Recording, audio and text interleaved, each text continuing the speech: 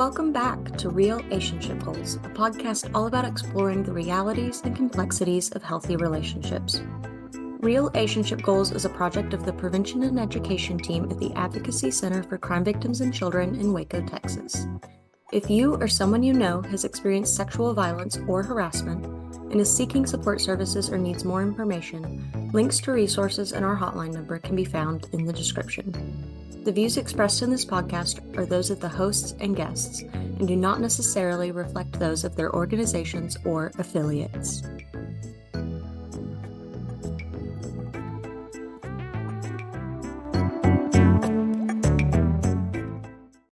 Hey everybody, welcome back to a very special episode of Real-ationship Goals. We are kicking off season 8 with some very special guests. I am joined today with a group of students that are going to share with us some of their thoughts and experiences and perspectives on all things relationships. So we're just going to jump right in with our very first question. When you guys hear the phrase relationship, what do you think of? Like a couple? Yeah. Any other things? Dad or mom, cousin. Yeah. I don't know why, but the word's just a little numb to me. Okay. Maybe just that word by itself doesn't really mean as much. Well, that makes sense. So our next question is, what makes your best friend your best friend? Or what are some qualities that you want a best friend to have? What makes my best friend is we have a lot in common. Okay. What make me and my best friend is because, yeah, like she said, we got a lot in common. Yeah. Their interests and stuff. Yeah. What makes my friend is no matter how many times we've gotten into a fight, we've always made up for it. And we think of each other like brothers. We call each other brothers. That's what me and my best friend call each other. We call each other sisters. I was gonna say, you call each other brothers too? No, sisters. We call each other twins. That's exactly the same. Oh, that's so cool. I would say, so y'all all kind of have that like sibling relationship where you're just that close. That is so special. That's how my whole friend group is. It's not just my best friend, it's all of my friends. That's really cool. What got y'all to that point? Because I've been knowing them since elementary. Oh, so it's a really long time. Some people you can just connect with instantly. That's awesome. Is that kind of what you have? Yeah, that's exactly how we Yeah, I can't connect with someone like that. Yeah, it takes time. Yeah. Like when it comes to me coming into a new school year, Yeah. I'm one of those. I'm a call. If everybody isn't, I don't know how they can stand in them. Yeah. Well, maybe like 7th grade is where we met. Mm-hmm. Basically, I feel like the quality of being a best friend is basically being there for them, being like a sibling, brother, sister. That's really awesome. That's how me and my best friend is. If something happens to her, I'll meet her when she goes through it. If something happens to me, she's going to be with me through it. Y'all being there for each other. Yeah. That's awesome, y'all. Thank y'all. The third question is, do you think that conflict can happen in a healthy relationship? Yeah. What does that conflict look like? I don't know how to explain it. That's fair. That's okay.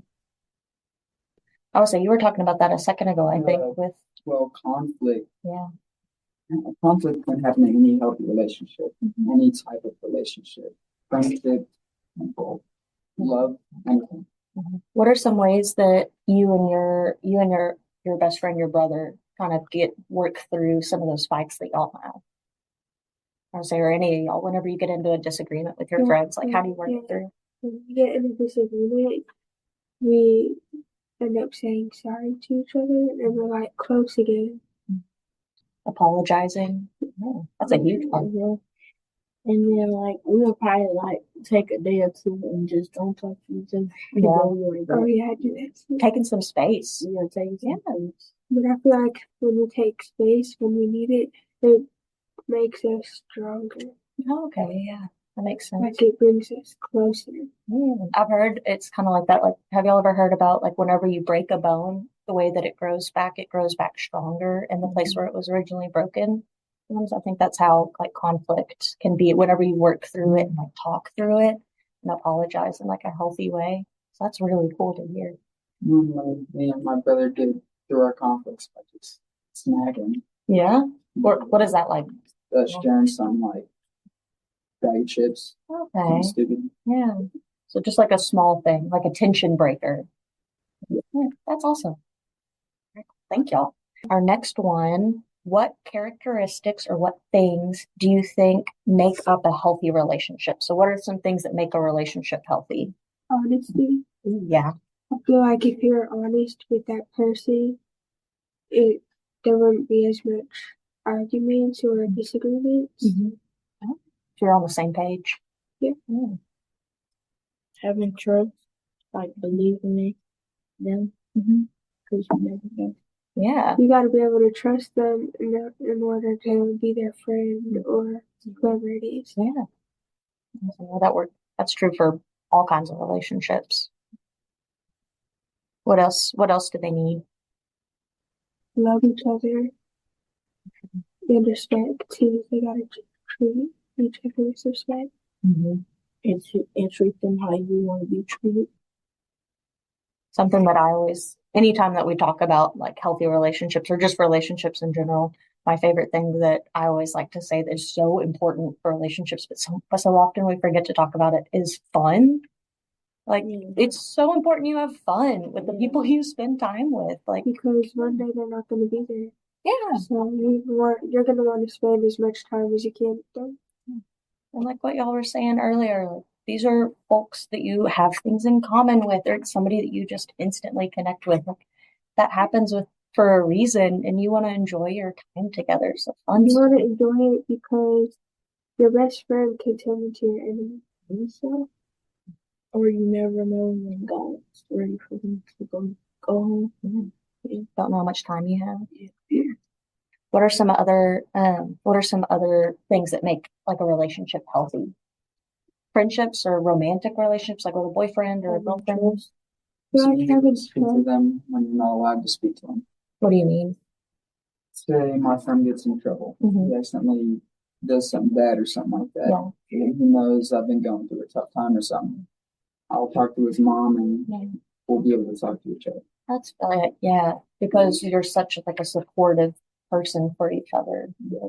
That makes sense. That's really cool. I'd want to talk to my best friend if she's gotten in some trouble, she needs help. Be there for them. Yeah, makes sense. Our next one is, do you think that you can be friends with people that have different identities from you? So different like examples of that could be maybe friends that are a different gender than you, or they're in a different grade. Maybe they go to different schools or live in a different neighborhood, or like if you're single and they're in a relationship, like like what kinds of friendships do you think you have like with folks with different identities from you?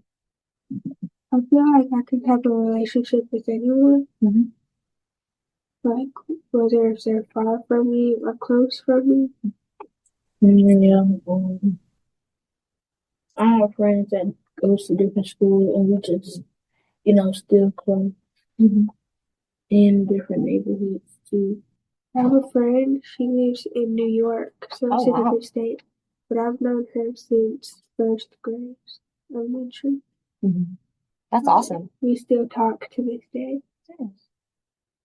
What's it like having friends that are different from you? Is it a good thing? Is it hard? It's kind of hard. Can't agree sometimes. You have different perspectives. Yeah. It can be a good thing, but at the same time, it can be a bad thing. Because, like you said, we can have a hard time agreeing on something.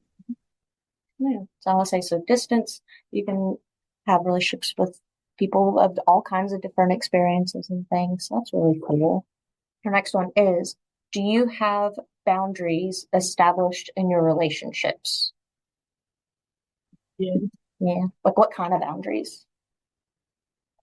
Like when something is going on, but talk about it instead of not talking about it, or like speak your mind. Yeah, speak your mind. And if you need space, just let me know instead of just going ghost. Yeah. Oh, that's a really good point. Because I feel like if there's something on their mind and they're just going ghost, you're not going to know what's wrong with them. They're going to have to talk to you about it. Communication. Communication is key. Yes. Are there any other boundaries that y'all have? Yeah, maybe even in like your relationships with, like families even or anything like that? Like friends, respect, and like don't call me out of my name or stuff like that. Yeah. Because you want me to be. Treating each other like you want to be treated. Respect goes a long way. Yes. Any other boundaries y'all can think of, or boundaries that maybe like your friends have set with you? I think the only one that me and my friends set is communication and trust. Because we got to be able to trust each other. Can boundaries ever be unhealthy? It depends. Like, if you're going against them, then that's fair. Ignoring somebody's boundaries, super unhealthy.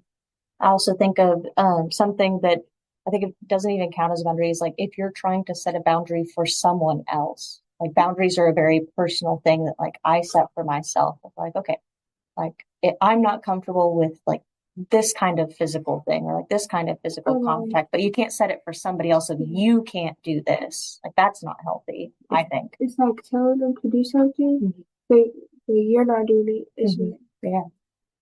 Being like hypocritical. Yeah. All right.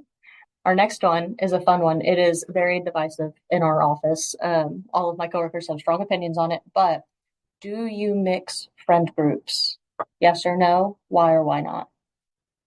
I stay with my friend group because my friend group has earned my trust, and I have a hard time trusting people. So I stay with the friend group. That makes sense. Sometimes, all the times, most of the times, I'm really interested. And why is because I can trust her. Yeah, I can trust her like with anything. Oh, that makes sense. Basically, I wouldn't mix every friend group, but if you do mix a friend group, you should think about it wisely. The people you have meeting each other. Yeah. Because things can happen, like a fight between two individuals. I would say that a lot of that seems like kind of the consensus that we came to of it's Because what if your friend that person, but you still like that person? And just different people don't always vibe, and you might get along really well with this group and you might get along really well with that group. But those groups might not get along super well. I think that's okay. Every relationship that you have is going to be different. Y'all ready for the last one? What's a deal breaker for you in a relationship? It's a hard one. Having trust and being loyal. And what's the second one? Loyal. Yeah. Not going behind their back. Yeah, and doing something they probably do. Yeah. And communication. Yeah. You got to be able to communicate with them.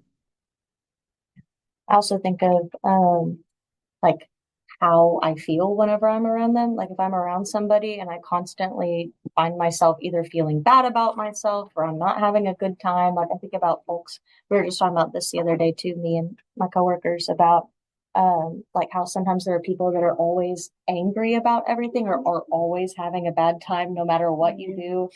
That can be really exhausting. Yeah. And it's like, sometimes I don't want to spend my time around folks like that because I'm not enjoying life. And like, I want to be there for my friends to comfort them if they're having a bad time.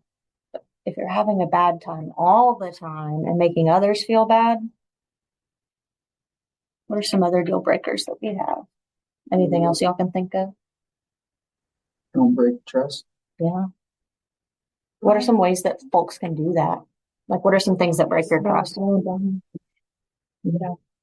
you knowing. Yeah. Or if they're in your friend group and they go to a different friend group and talk about you behind their back. Yeah. And then when you find out, that can break trust. For sure. Especially if they're talking about you and bad about you. It's worse about it when you find out. What are some things that break your trust or could break your trust? Breaking my trust. It's hard to gain my trust. Yeah, me too. So that means it's a really big deal if somebody breaks that. I have trust issues with someone's trust. Any other thoughts about either any of the questions that we talked about or anything, any words of wisdom for anyone listening to this episode about healthy relationships? Mm-hmm. Don't mention or speak about the last person you were with. Oh, okay. Or not That's even all I that. need. Okay. Not even that. But if there's someone you don't like and they bring it up, Mm-hmm. it's like a red flag for me. Okay. Because if I don't like someone and they're gonna bring up their name, it makes me think like they're talking to them. Mm-hmm. That's fair, especially if it's something you've set kind of a boundary about. Yeah, that makes sense. Something makes you uncomfortable. Any other last thoughts? No? All right. Well, thank you guys so much for being here. We're really excited to have you on our episode. And for all of my friends listening at home, we'll be back with another episode next week. But in the meantime, if you're wanting any more prevention content, you can follow us on Instagram at ACCVC_prevention or on Facebook and Instagram at Advocacy Waco. But we'll see you next time. Bye. Bye. Bye. All right. And we are done.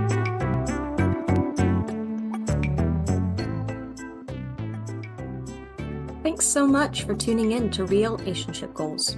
This episode was produced by the Prevention and Education Department of the Advocacy Center for Crime Victims and Children in Waco, Texas. Interested in more content from P&E or the Advocacy Center? You can follow us on Instagram at ACCVC_prevention or on Instagram and Facebook at Advocacy Waco. Be sure to like this episode and follow us wherever you get your podcasts. See you next time. Bye.